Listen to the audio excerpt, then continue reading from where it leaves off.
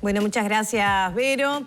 Vamos con otros temas de actualidad. Iniciamos la primera entrevista de esta mañana porque, como les decíamos, en el día de mañana comienza a regir el No Me Llames para personas que quieran recibir, que no deseen recibir ofertas comerciales vía telefónica. También hay novedades en cuanto a cambios en la portabilidad numérica. De todo esto vamos a hablar con la presidenta de la Unidad Reguladora de Servicios de Comunicaciones, la URSEC, Mercedes Aramendia. Bienvenida. Hola, buenos días. Muchísimas gracias por la invitación. Bueno, primero que nada, ¿cómo funciona el tema del No Me Llames? ¿Cómo tiene que hacer la gente?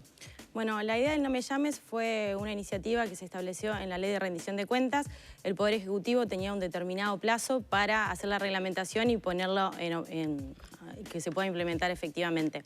En este sentido, desde diciembre del año pasado, comenzaron a realizarse diversas reuniones e intercambios entre el Poder Ejecutivo y con las empresas y, por supuesto, también haciendo algunas consultas a los equipos técnicos de URSEC, buscando la mejor forma de implementar ese sistema a fin de que sea bien simple y ágil para los usuarios utilizar este derecho, ¿verdad? Esto responde a una necesidad que se demostró de las personas de que no los estén llamando constantemente a ofrecer, ya sea bienes o servicios, a publicitar, etcétera, que generaba molestia, dado que a veces no era querido recibir esa llamada, era en determinados horarios que de repente a las personas o los asustaban, o estaban en reunión de trabajo, o estaban durmiendo, o lo que sea, y de repente decían, no, me suena el teléfono y me preocupa que capaz que le pasó algo a mi padre, le pasó algo a mi madre. Y bueno, esta inquietud fue elevando por diversos ámbitos. Eso respondió que la Ley de Rendición de Cuentas estableciera este derecho y ahora, bueno, que el Poder Ejecutivo lo reglamente. La idea es que, bueno, como decía, que sea bien simple y ágil para el usuario. Para esto fue fundamental la colaboración de los operadores de telefonía para que justamente ellos fueran quienes pudieran recibir la manifestación de voluntad de los usuarios de darse de alta en el registro y eventualmente de baja. O sea, yo a partir de mañana entonces llamo a mi compañía de teléfono móvil y digo, no quiero estar en el registro del No Me Llames. Y a partir de ahí tengo ¿cuántos días para que quede efectivo esa cuestión? Bueno, exactamente como bien indicás, las compañías van a poner diversos canales para que los usuarios o titulares de los servicios de telefonía se puedan comunicar con ellos. Eso depende un poco de la compañía, entonces, en principio sí, la reglamentación lo dejó abierto para que las operadoras pudieran utilizar las diversas vías que ellos entendieran que respondía a las necesidades de sus usuarios. Entiendo que la idea va a ser que haya un SMS, por ejemplo, que sea el 6622. También va a ser a través de los call centers que utilizan las compañías. También podrá ser de forma presencial. Y entiendo que esto lo irán ajustando a medida de que vayan viendo la respuesta del público, ¿verdad? Una vez que recibe el alta, sí, como bien indicabas, la compañía tiene 5 días para remitir esta información a lo que es la base que va a estar llevando URSEC.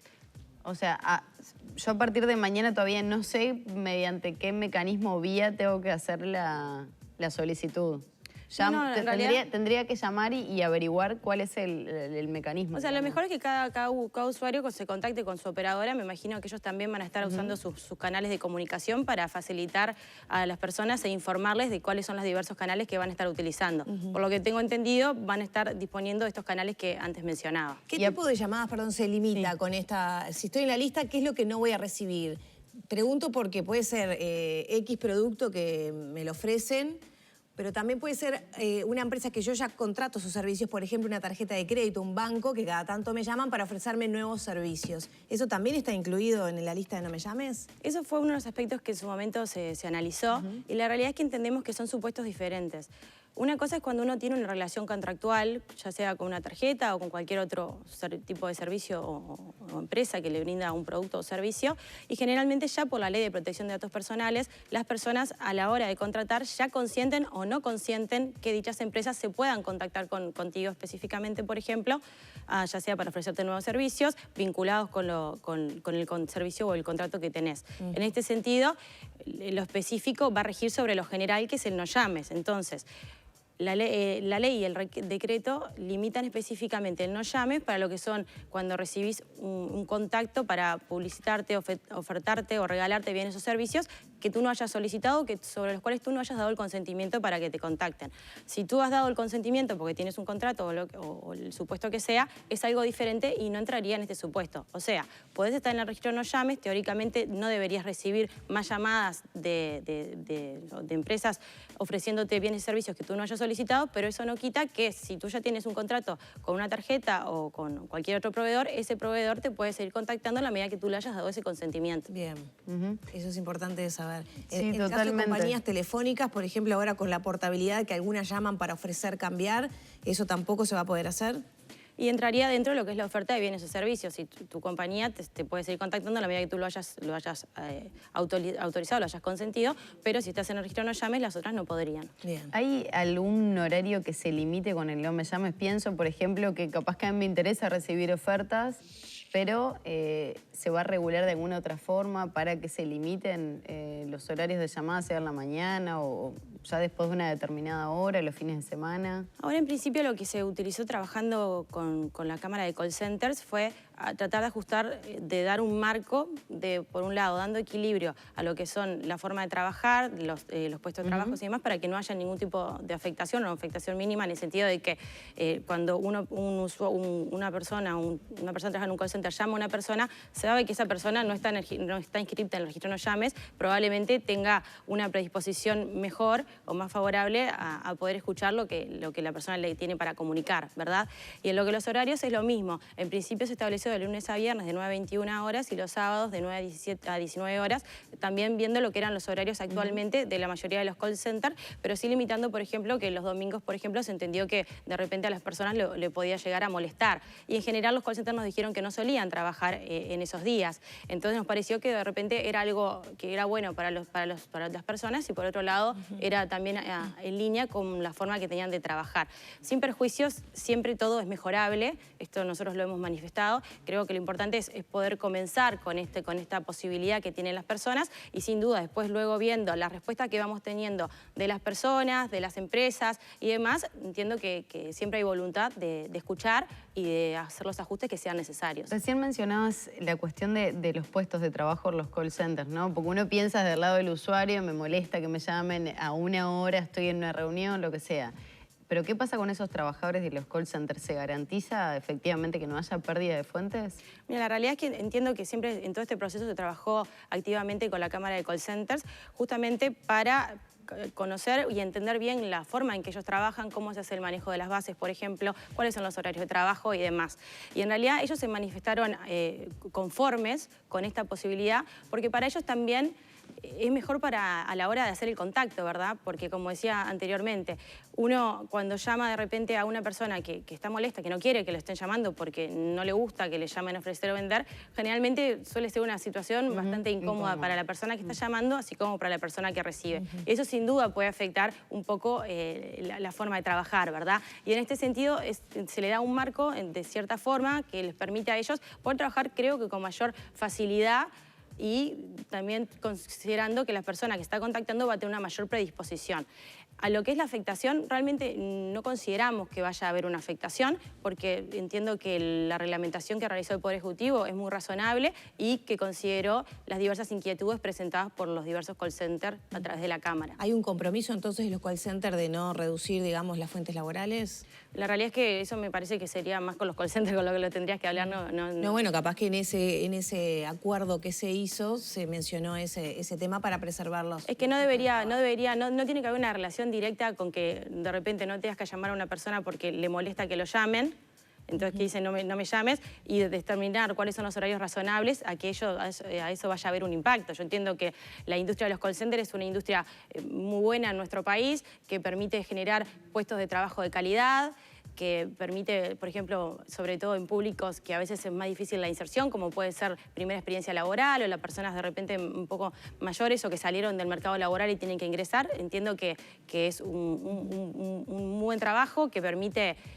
diversas alternativas a las personas y entiendo que la vía es seguir desarrollando esta industria y facilitando para que cada vez más personas puedan prestar los servicios y, bueno, y trabajar en la misma. Mercedes, ¿qué pasa con llamadas que pueden no ser comerciales, como por ejemplo ahora pienso UNICEF o otras ONGs que piden colaboraciones o suscripciones? ¿Entran dentro de este registro si uno está en el No Me Llames? Mira, la realidad es que entiendo que el espíritu de la norma no es alcanzar ese tipo de supuestos porque la norma es publicitar, ofertar o regalar bienes o servicios. En la medida que no se configurara el supuesto, entiendo que no quedarían comprendidos. Bien, eso es importante. ¿Y qué pasa si uno descubre incumplimientos? Es decir, yo me anoté, ya pasaron 5 días y todavía sigo recibiendo llamadas. ¿Dónde puedo denunciar? ¿Qué sanciones se prevén para esas empresas? Bueno, lo que se previó para esos casos fue la URSEC, dentro de lo que es sus competencias, sus cometidos, uno de los principales justamente es la protección de los usuarios. El marco de esa competencia y también teniendo en cuenta lo que es el resto del marco del ordenamiento jurídico Uruguay, como es la Ley de Defensa de los Consumidores, también la Ley de Protección de Datos Personales, bueno, se estableció que dado un supuesto de incumplimiento, ya sea una persona o una empresa puede ir ante la URSEC y denunciar esta situación y bueno, dado el caso, se van a hacer los trámites correspondientes a fin de dar claridad a qué fue lo que ocurrió. Hasta ahora no hay una sanción prevista, ya sea económica o de otra índole, dentro del marco jurídico. La ley específicamente, la ley 17296, que establece la competencia de URSEC, e incluso también la ley de rendición de cuentas, se hace referencia, se va justamente a lo que son las diversas sanciones que puede llegar a establecer URSEC ante diversos incumplimientos, y estas generalmente son observación, apercibimiento o multa, pero por supuesto va a depender de cada caso concreto que se va a tener que analizar. Pero concretamente, yo soy, como usuaria llamé y dije, no quiero que me, no sé, pues me registro en el No Me Llames, ¿no? Sí. Y una empresa me llama. Ahí hay que investigar qué fue lo que pasó, por ejemplo, con la compañía telefónica, si efectivamente yo estaba dada de alta y se reconoce ese incumplimiento por parte de la empresa. No le importó, porque tal vez le sirve más seguir llamando que pagar la multa. ¿Qué pasaría ahí? Bueno, en esos supuestos creo que me parece interesante destacar una cosa.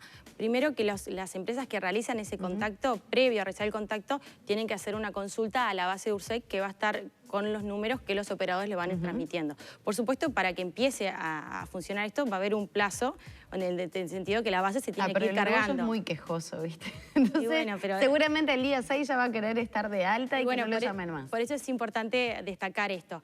Las operadoras, una vez que van recibiendo las solicitudes, tienen hasta 5 días para remitir esa información a la URSEC la va a ir cargando y los call centers o quienes realizan los contactos tienen que realizar una consulta a esa base para saber a quienes no debe llamar.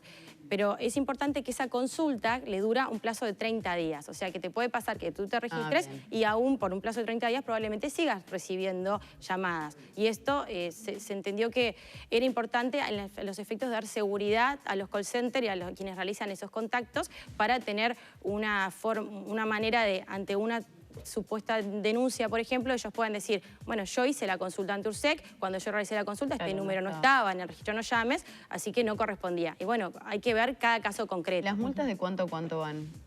No, en realidad vamos a tener que ver, analizarlo en el supuesto. Las multas que pone URSEC depende de la situación porque no es lo mismo... Claro, pero pueden ir de 2 unidades reajustables capaz que a 100, no sé. No, a ver, no se estableció específicamente para estos casos de cuánto a cuánto. La realidad es que vamos a tener que ver que sea razonable y eso se va a tener que analizar jurídicamente ante el supuesto caso de incumplimiento. Mercedes, se conocieron ayer nuevos datos sobre portabilidad y Antel, bueno, creció un poco más en su participación en el mercado. ¿Qué se desprende de ese informe que se difundió en el día de ayer? Bueno, URSEC ya desde larga data siempre hace estas publicaciones de lo que son los informes de mercado. Los informes de mercado son muy importantes en la medida que dan transparencia y permite conocer el estado del mercado, cómo va avanzando, cómo se va desarrollando. Y bueno, en cumplimiento a eso y con lo que ya se había anunciado oportunamente de que los datos de portabilidad se iban a publicar al tiempo que se publique este informe de mercado, fue lo que, bueno, efectivamente ocurrió en el día de ayer. Respecto al informe de mercado, creo que bueno, es muy rico en información y se puede desprender mucho de lo que son las tendencias del mercado. En general se muestra que bueno, que todo lo que son los servicios de transmisión de datos se consolidan y crecen fuertemente en lo que es el tráfico y el tipo de consumo que realizan las personas, y de repente los servicios tradicionales capaz que empiezan a utilizarse un poquito menos si vemos cómo es los minutos de tráfico, por ejemplo, de lo que es el SMS, como cuando llama al exterior, el roaming, como que va variando un poco la forma en que las personas consumimos este tipo de servicios de telecomunicaciones, y creo que eso se puede reflejar en el mercado. Lo que yo creo que es importante destacar en esto es que nosotros tenemos muy buenas empresas que brindan los servicios en nuestro país y que tenemos un mercado muy estable. Y bueno, sin duda va avanzando y es importante ir atendiendo lo que los datos nos muestran para poder hacer los ajustes que sean necesarios. Y vinculado con la portabilidad, como decías, ayer se publicaron los primeros datos. Esto es una foto al 31 de marzo. Es importante destacar que esto es dinámico, esto cambia constantemente. Creo que todavía no es comparable o se puedan sacar conclusiones, dado que es una foto al 31 de marzo y como se fue mostrando, el interés de las personas va incrementándose. Ha ido aumentando. Yo hubiera pensado a priori que hubiera sido al revés, ¿no? Mucho entusiasmo al inicio y después decayendo, conociendo quizá alguna traba o alguna dificultad. En realidad creció y de forma importante. En enero 3.998 pedidos de cambio, en febrero 7.200, algo más, y en marzo mucho más, 11.620. Eso, el interés de las personas va a ir creciendo. Por supuesto, creo que también hay que destacar el muy buen trabajo que han realizado las 3 operadoras que brindan estos servicios en nuestro país, que muestra, bueno, el compromiso que tienen todas con los usuarios para que cada vez los servicios respondan más a lo que son las necesidades de las personas. Y creo que, a ver, de nuevo, es una primera foto, creo que no podemos sacar muchas conclusiones al respecto. Y bueno, que es importante ir de nuevo escuchando lo que los datos nos dicen para ir de luego haciendo los ajustes que sean necesarios en el procedimiento, en la forma de reportar y demás. ¿Se espera en las proyecciones que se estabilice, digamos, como una base estabilizada de portabilidad numérica, o sea, de pedidos de cambio?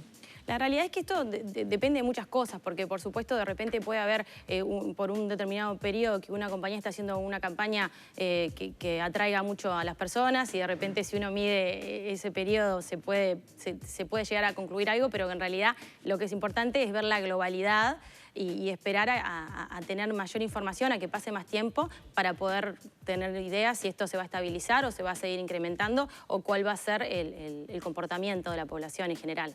¿La URSEC pudo acceder, por ejemplo, a la inversión que se debió hacer por cada compañía y sobre todo en Antel para la portabilidad en este caso? Bueno, nosotros desde que la LUC aprobó este derecho a la portabilidad numérica, URSEC, cumpliendo lo que establece la LUC, se creó el Comité de Portabilidad Numérica en el cual se trabajó con las 3 compañías, así como con AGESIC y con la Dinatel. En base a ese trabajo conjunto y colaborativo, se realizó un primer informe que fue base para lo que fue la reglamentación de la portabilidad numérica que aprobó el Poder Ejecutivo en enero del 2021. En base a ello y luego a cómo se siguió trabajando, se hizo las bases de llamado para contratar lo que es el administrador de la base de datos, que es el ABD, que es quien hace todas las coordinaciones y las sincronizaciones para que justamente cuando una persona va y manifiesta su voluntad de cambiarse, haya una empresa tercera independiente que sea quien hace todo el proceso para facilitarlo al usuario y facilitarle a las empresas, ¿verdad? Y dando sobre todo transparencia. En este sentido, el llamado al ABD se hizo en conjunto también en este Comité de Portabilidad Numérica y se establecía, por ejemplo, determinadas bases, condiciones jurídicas, económicas, técnicas y demás. Y en ese llamado justamente se presentaron diversas empresas y terminó ganando, eran como 2 etapas. La primera etapa eran cumplimientos de temas técnicos, temas jurídicos y de otra índole, y después la segunda etapa era económico. Y ahí la compañía que salió seleccionada fue la que la oferta era la más conveniente, luego de haber pasado la etapa 1, y este fue el consorcio Cleartech Cietel, y la inversión que tuvo que hacer cada una de las empresas a estos efectos fue en el entorno de $365.000. Y para el No Me Llames, por ejemplo, que nos quedó pendiente de la cuestión anterior, pues estaba previsto dentro de la rendición de cuentas. Claro, la URSEC en realidad lo que hizo fue, lo tomó como un trámite en línea más, O sea, trabajamos utilizando la misma tecnología que utilizamos. Actualmente, en lo que es el proceso de transformación digital del Estado, URSEC ya tiene el 95% de sus trámites en línea. Lo que se hizo fue, cuando se empezó a ver la forma de cómo implementarlo, se vio que de repente algunos trámites que nosotros ya teníamos que hacer algunas adecuaciones para que el usuario, para que se pudiera ajustar también a lo que era el registro No Me Llames. Y en realidad lo que tuvimos que contratar fue en el entorno de 160 horas al proveedor que ya teníamos, que ya nos prestaba este servicio de trámite en línea. Fue mínima la inversión. Realmente fue muy económica para nosotros poder, para poder hacer los ajustes necesarios para que este registro estuviera operativo. Desde la URSEC, ¿qué valoración se está haciendo del desempeño de esta ABD, o sea, este organismo que regula esa base de datos que define si alguien puede portar o no el número? Lo pregunto porque son altas las cifras, ¿no? Hubo 22.725 pedidos de cambio de número, pero hubo más de 14.000 solicitudes rechazadas, ¿no? Bueno, aquí hay dos aspectos diferentes. Como bien indicás, las solicitudes a este momento aceptadas fueron en el entorno de 22.725. Esas fueron las que ya efectivamente se activaron, pero las solicitudes en total rondan las 50.000 que por diversos casos, por diversos motivos, han sido rechazadas. Las causales de rechazo están establecidas en el Reglamento de Portabilidad Numérica. Hay causales por las cuales puede rechazar el ABD y hay causales por las cuales puede rechazar el operador del cual el usuario se está queriendo ir, lo que se llama como el operador donante. Están expresamente establecidas cuáles son las causales justamente para dar seguridad y no sea algo arbitrario, ¿verdad? Y la mayor parte de los casos es, por ejemplo, cuando uno inicia el trámite, a uno se le da un NIP, que es un número de identificación personal que te permite seguir el trámite. El tema es que ese NIP tiene un plazo, que es 3 días, y puede pasar que alguien de repente inicia el trámite y luego no lo continúa. Entonces ese NIP pierde validez y, por ejemplo, ya pasa a ser rechazado. O sea, la mayoría de esos 14.000 son por que no se sigue el trámite, digamos. Algunos de los casos se han identificado que es, por ejemplo, que hay una diferencia en los NIP. Entiendo que es algo que casual, que de repente alguien tiene la iniciativa de empezar y luego no lo sigue y luego ya tienes que empezarlo nuevamente, claro, puede ser. ¿Esto da cuenta de que el trámite puede ser un poco complicado o con tiempos extendidos como para, digamos, el bienestar del usuario? La realidad es que como todo, como decía hoy, todo es mejorable, todo es perfectible. Lo importante para nosotros es empezar a prestar este servicio, a dar este derecho a que los usuarios lo puedan hacer efectivo y bueno, ir justamente analizando los datos, escuchando lo que los datos nos dicen y después hacer los ajustes que sean necesarios. En principio se ha identificado esto, se están analizando cuáles son las causales y ver si es necesario hacer ajustes o no. Entiendo que siempre hay voluntad y se está abierto